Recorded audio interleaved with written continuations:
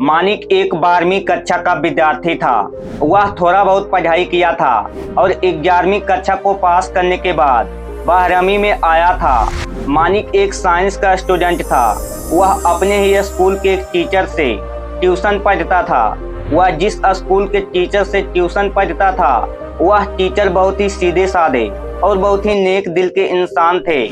जब भी 11वीं क्लास में टेस्ट या कोई एग्जाम होता तो मानिक अपने स्कूल टीचर से जिनसे वह ट्यूशन पढ़ता था उनके पास काफ़ी दुखी होकर चला जाता था। फिर अपने शिक्षक को तरह तरह के बहाने सुनाता था, जैसे कि उसका तबीयत खराब रहना या अपने घर का कोई न कोई प्रॉब्लम के बारे में बताता। हालांकि ये सारी बातें झूठ होती थी, लेकिन मानिक इन सभी बातों को बहुत ही सीरियस होकर कहता था। बोलते समय वह अपनी सूरत ऐसी बनाता था कि कोई भी उसकी बातों पर यकीन कर ले, बिल्कुल किसी मूवी में एक एक्टर की तरह। दूसरी ओर जैसा कि मैंने आपको कहा कि उसके विद्यालय के शिक्षक भी काफी नरम दिल के थे।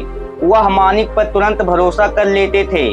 परीक्षा से कुछ दिन पहले मानिक अपने टीचर से परीक्षा में आने वाले प्रश्न के बारे में पूछता।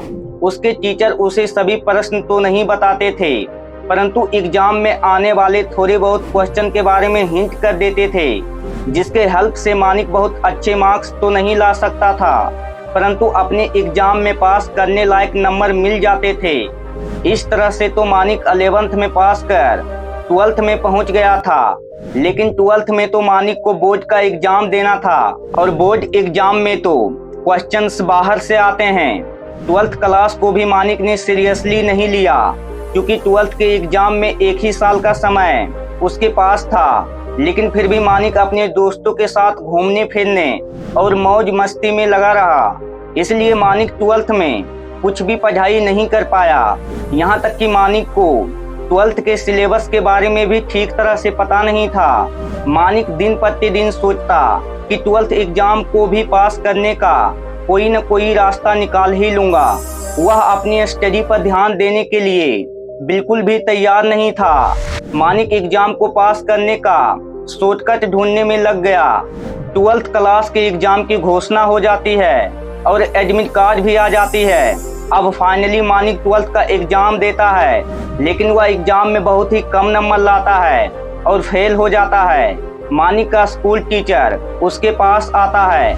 यह वही टीचर था जिससे मानिक ने 11th में ट्यूशन पढ़ा था। मानिक का टीचर उससे कहता है, देखो बेटा, आज तक तुम खुद को धोखा देते आए हो, ये उसी का नतीजा है। देखो बेटा, बाय द वे, अगर तुम एग्जाम में पास भी हो जाता तो वो किसी काम का नहीं होता, क्योंकि आगे एग्जाम को पास करने के लिए तुम्हारे पास ज्ञान नहीं होता। इसलिए आगे चलकर कुछ बड़ा करना चाहते हो तो आपको स्टार्टिंग से ही पूरे दिल से पढ़ाई करना ही होगा।